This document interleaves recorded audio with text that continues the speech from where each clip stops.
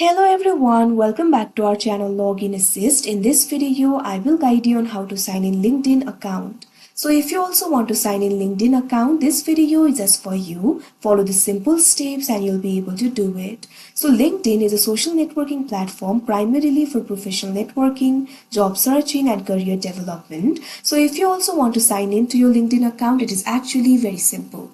For that, first of all, what you have to do is launch open any browser of your choice. You can see over here I've opened Google Chrome. Now simply click on the search bar that you can see at the top. Now what you have to do is type in linkedin.com, press enter. Now you'll be led to the official website of LinkedIn. From here you'll be able to sign in or sign up for your account. If you do not have the account yet, you can simply click on the join now option. After that you'll be able to create the account for yourself. But if you already have the account for yourself and if you want to sign in to your account, you'll be able to find several sign in options over here. You can either continue with Google or you can also continue with Microsoft, or you can also sign in with email if you want. So simply click on the option of your choice. Here I'm just going to click on the option sign in with email.